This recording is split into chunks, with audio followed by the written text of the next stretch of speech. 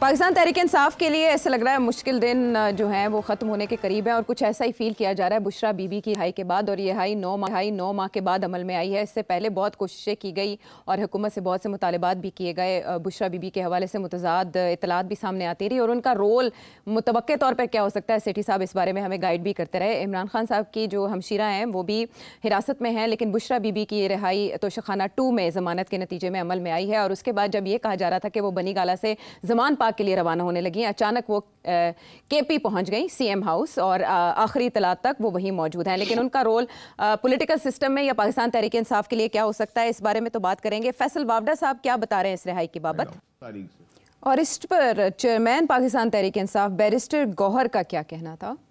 बुशरा बीबी की 9 महीने जेल के बाद आज रिहाई मुमकिन हुई। हमें उम्मीद है इंशाअल्लाह ताला कि खान साहब भी बहुत जल्द रिहा होंगे।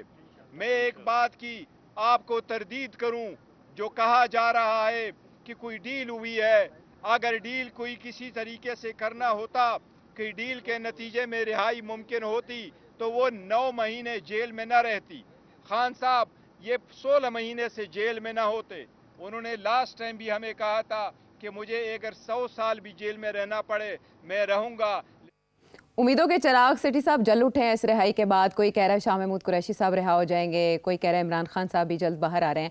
आप हमें पहले तो ये बताएं कि आपके ख्याल में ठीक कौन कह रहा है, फैसल वावडा साहब के 100% डील के नतीजे में रिहा हुई हैं, या बैरिस्टर गौहर साहब के अगर डील होती तो 9 महीने क्यों जेल में गुजारती। फैसल वावडा साहब सही कह रहे हैं, बैरिस्टर गौहर साहब जो है वो नहीं सही कह रहे हैं। अब मसला ये है कि आपको याद होगा जब बुशरा बीबी को जेल से निकाल के बनी गाला रखा गया था, याद है आपको जी।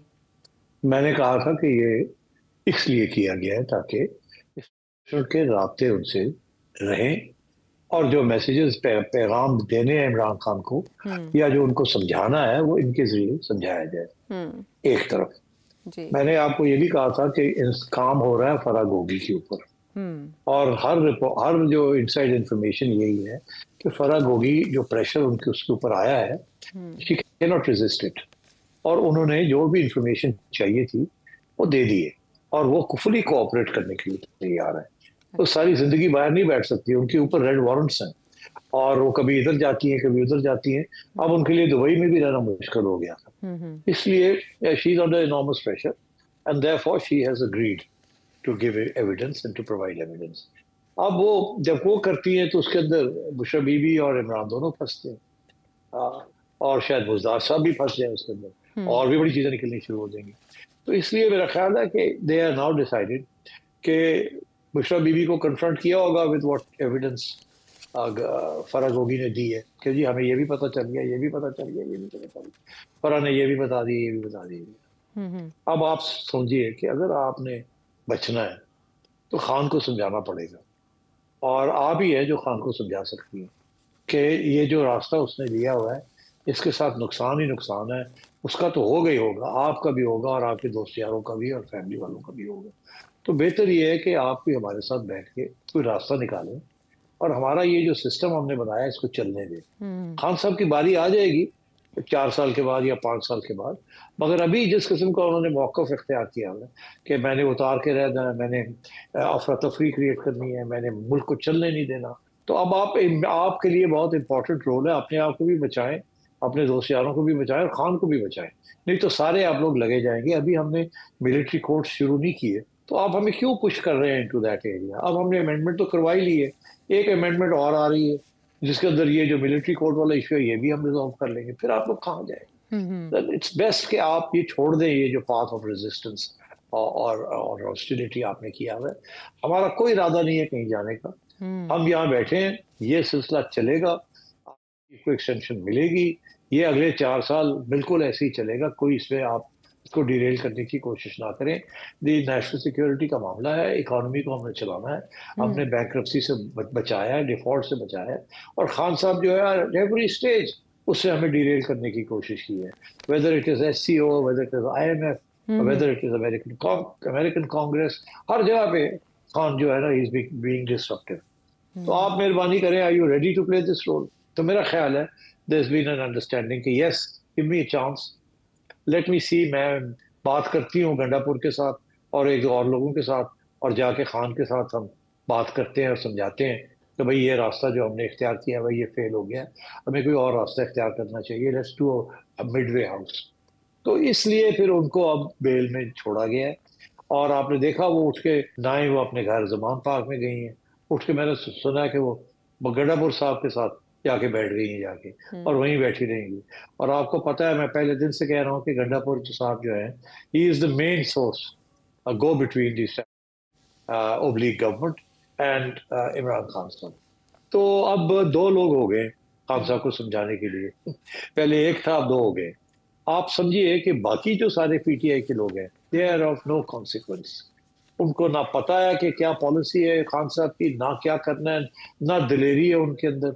इस वक्त दो ही लोग हैं जिनकी अहमियत है, एक है गंडापुर साहब और एक है बुशरा बीबी, और इनको अब इकट्ठा कर दिया गया है और जाहिर है कोई प्लान के तहत किया गया है, इनको समझाया गया है। और ये क्या कामयाब होते हैं या नहीं होते तो फिर देखा जाएगा। अगर कामयाब होते हैं तो बड़ी अच्छी बात है, बाहर रहेंगे, केसेस जो अपनी जगह पे रहेंगे वो चलेंगे नहीं, और सोर्ड ऑफ डेमोक्रेसी जिसे कहते हैं ना, वो तलवार लटकी रहेगी, मगर होगा कुछ नहीं। खान साहब को मनाना है कि ये जो उन्होंने पाथ ऑफ रेजिस्टेंस और लड़ाई झगड़े का जो रास्ता इख्तियार किया है इसको खत्म करें, लड़ाई झगड़े बंद करें, ताउन करें, इस सिस्टम को मजबूत करें। और अगला हम आपको वादा करते हैं, ये भी किसी स्टेज पे कह दिया जाएगा कि 5 साल के बाद आपको एक फ्री इलेक्शन दे देंगे, तो फिर अगर आपकी पॉपुलैरिटी हुई तो आप आ जाइएगा। बट उससे पहले आपने बहुत सी माफिया मांगनी है, आपने उससे पहले बहुत से ऐसे फैसले किए हैं जो गलत फैसले थे, जो हम समझते हैं एंटी पाकिस्तान थे। इस किस्म का लेक्चर दिया गया है बुशरा बीबी को, जो उन्होंने आगे जाके, अब वो खान मानता है बात, नहीं मानता, क्या होगा क्या नहीं होगा, दैट आई कांट से। और मैं ये भी आपको बता दूं कि अगर खान गंडापुर की और बुशरा बीबी की बात नहीं मानेगा, और जो भी ये जो कोशिश कर रही है किसी तरीके के साथ खान साहब के साथ कोई डील हो जाए, वो अगर खान साहब नहीं मानते तो फिर मैं समझता हूँ कि बुशरा बीबी वापस जेल चली जाएंगी, और अनफॉर्चुनेटली, और गंडापुर साहब भी शायद उनके ऊपर भी कुछ कार्रवाई होगी। तो भाई देखो, if you can't succeed then you fail, then we don't need you, then the law will take its course. तो ये जब डील्स होती हैं तो डील के अंदर यही होता ना कि जी हम ये नहीं करते आप वो करें, आप वो ना करें हम ये नहीं करते। तो अगर ये इनको जो टास्क दिया गया, अगर ये कामयाब नहीं होते खान को बनाने में और सारी स्टेबिलिटी करने में, और अगर पीटीआई बाहर बैठ के यही लड़ाई झगड़े और जजेस के अंदर इंतशार और ये कंफ्यूजन ये सारी करेगी, then I think back to the barracks, sorry back to prison. हाँ, यानी बैक टू स्क्वायर वन। लेकिन मुझे सिट साहब आपके तजिए से ये समझ आ रहा है कि जैसे ये डील जो है ये एक्सक्लूडिंग इमरान खान साहब की गई है और उनके इल्म में नहीं है, तो इसका मतलब है पीटीआई का पॉलिसी शिफ्ट तो नहीं आ रहा।